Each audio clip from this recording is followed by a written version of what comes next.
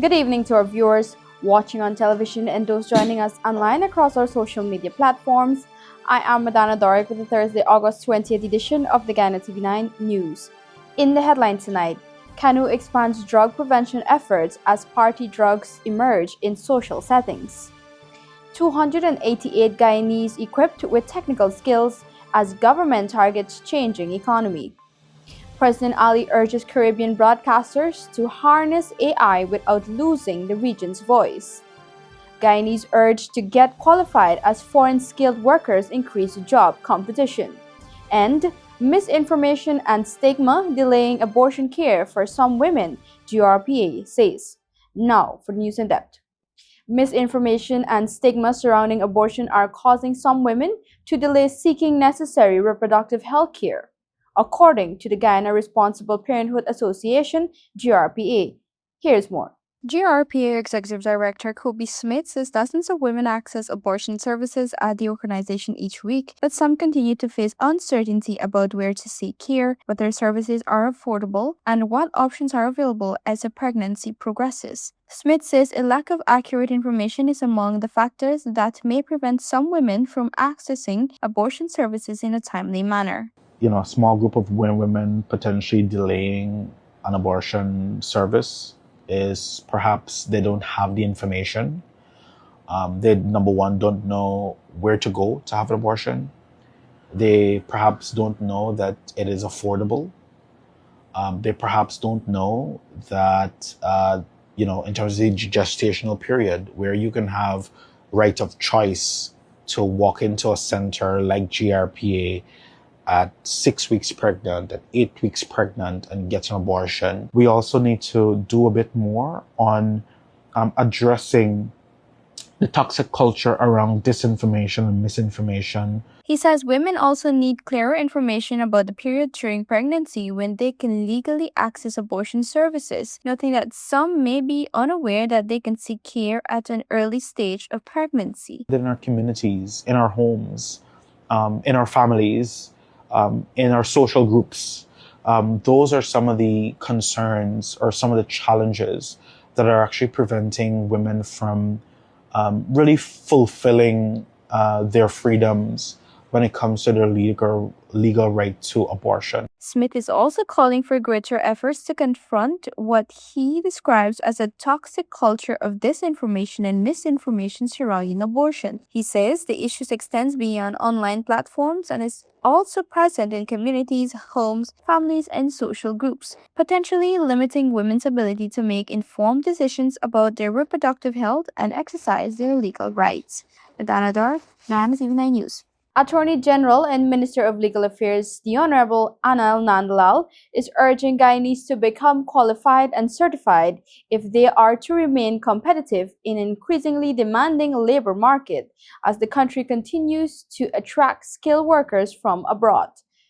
Details in this report. Minister Nandlal made the remarks while addressing the graduation of 288 persons who completed training through the Board of Industrial Training bid. He said Ghana's rapid economic growth has attracted people from around the world, many of whom are living with education, discipline, and skills that allow them to compete for employment opportunities. The Attorney General acknowledged that the influx of workers, including undocumented migrants, presents challenges for Ghana's labor market. He said the issue is particularly significant as foreign nationals compete for jobs that Guyanese would otherwise seek while the country operates within the principles of a free economy.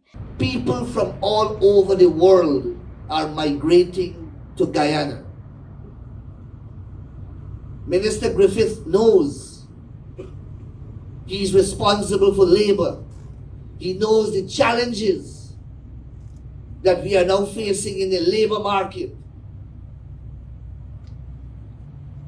dealing with undocumented migrants who are here and who are disciplined, who are educated, and who are skilled. And they are competing for the jobs He said the government has a responsibility to ensure Guyanese receive priority in accessing opportunities in their own country. According to Minister Nandlal, measures are being developed to strengthen the legal framework and protect the interests of Guyanese amid the growing presence of foreign nationals establishing themselves in the country. Minister Nandlal stressed, however, that government protection and preferential treatment must match by individual responsibility. The minister told the graduates that Guyanese must take advantage of available training opportunities and ensure they possess the qualifications and certifications needed to compete for jobs. We live in a free economy. We can't just not hire people once they are qualified because they are foreigners. We are currently in the process of establishing a statutory framework by adjusting the relevant laws or passing new laws to protect the patrimony of Guyanese against the infusion of persons from different lands who will make their homes here.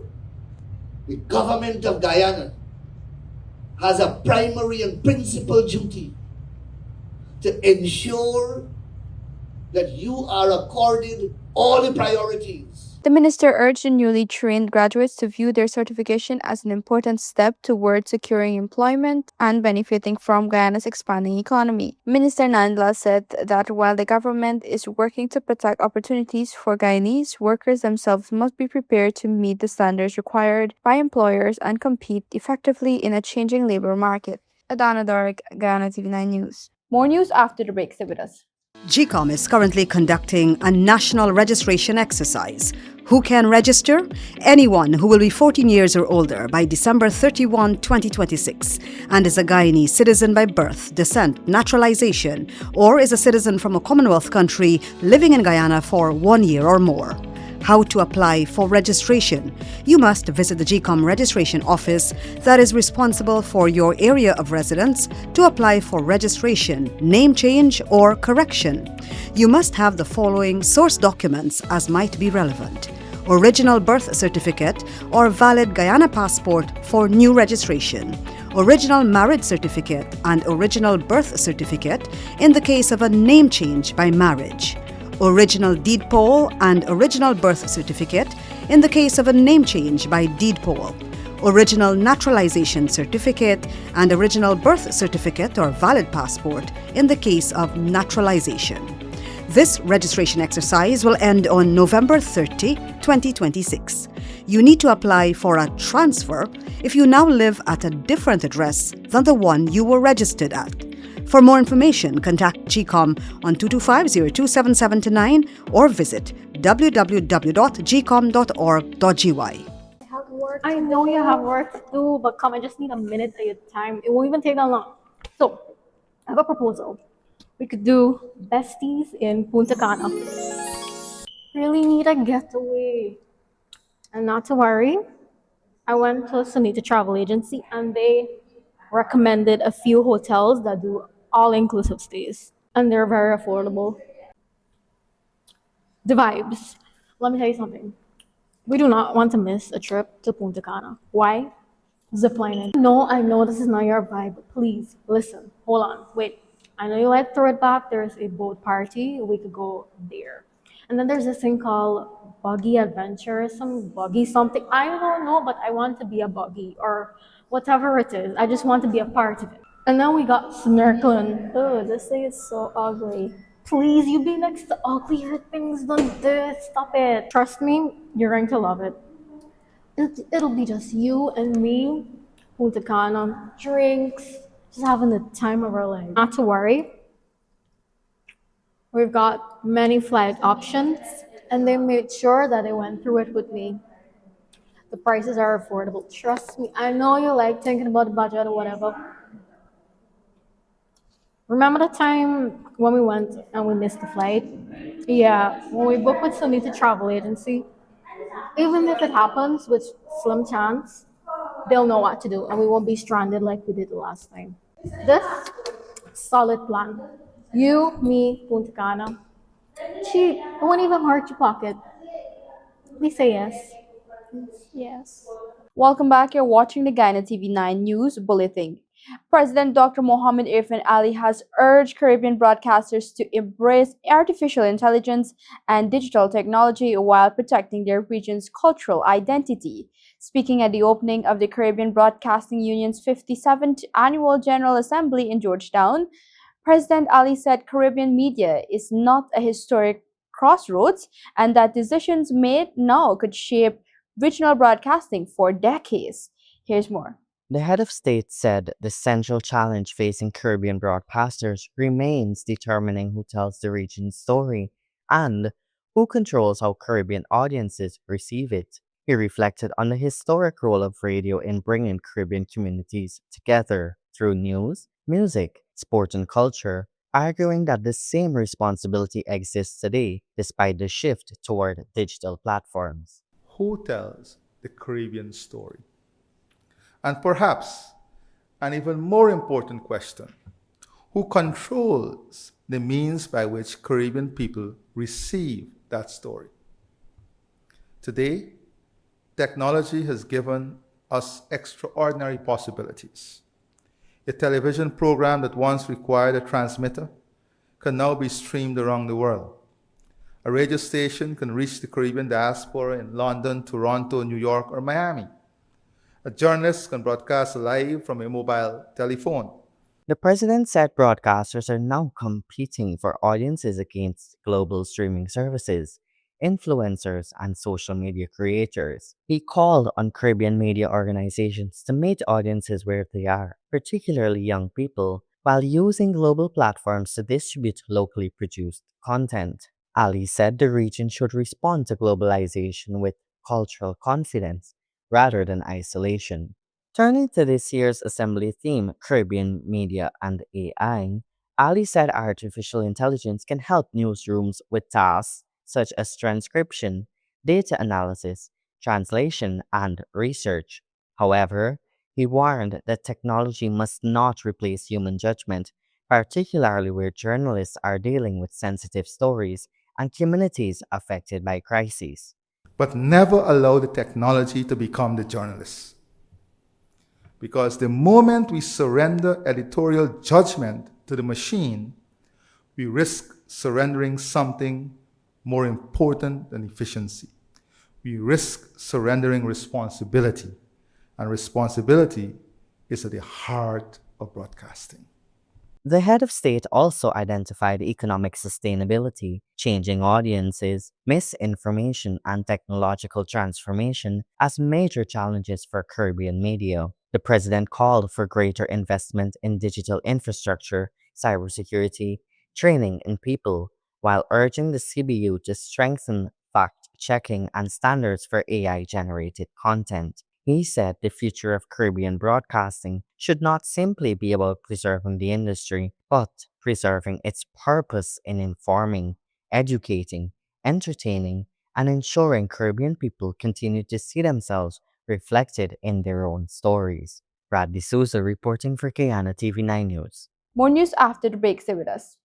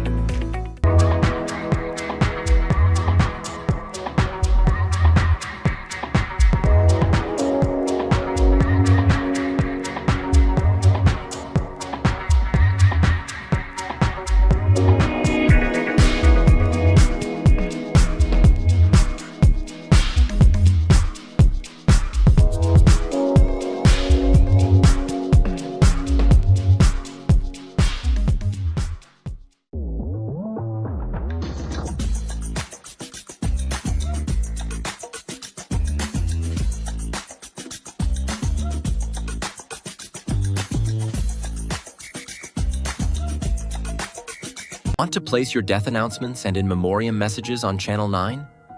Call 592-761-5006, 710-5008, 600-5006. Or visit our office at Lot 85A Lamaha Street, Albertown, Georgetown, Century 21 Building. Guyana Channel 9 is now Guy TV9, proudly under new management. We're building stronger with a balanced and open platform for all advertisers. Whether you're promoting a business, service, or event, your message belongs right here. So choose your spot, news, prime time, or anytime, and reach viewers across Guyana. With affordable rates and professional service, Guy TV9 is your partner in progress. So visit us at Lot 21A, Lamaha Street, Georgetown, in the Century 21 building, or call 600-5006 or 761-5006. Guyana TV9. New leadership, fresh outlook, real results. Welcome back. You're watching the Guyana TV9 News Bulletin. The Customs Anti-Narcotics Unit, CANU, is broadening its drug prevention and sensitization efforts beyond schools, amid growing concerns over the presence of so-called party drugs at clubs and other social activities.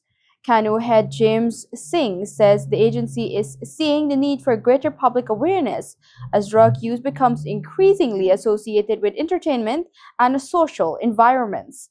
Here's more. Singh explained that CANU's prevention work cannot be confined to schools, as the agency is also paying closer attention to social spaces where people may be exposed to drugs. He said the belief that drugs can encourage people to remain longer and spend more money in entertainment venues is contributing to the concern. I want to limit it to schools.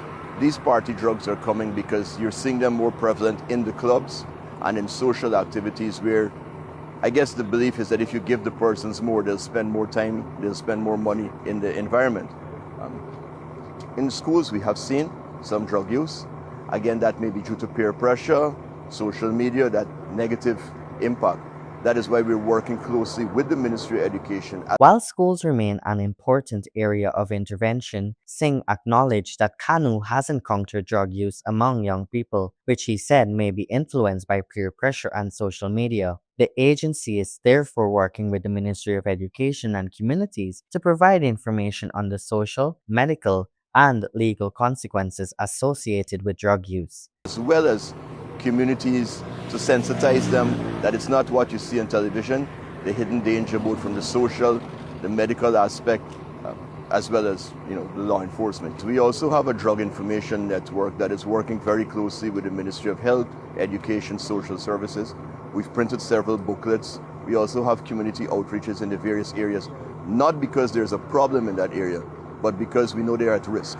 No one wants to have their future ruined because they're caught using drugs at an early age. Singh said CANU is also working through its drug information network, which collaborates with the Ministries of Health, Education, and Social Services to strengthen drug prevention initiatives. The network has produced educational booklets aimed at providing communities with information about the risks associated with drug use and the potential consequences of being involved with illegal substances.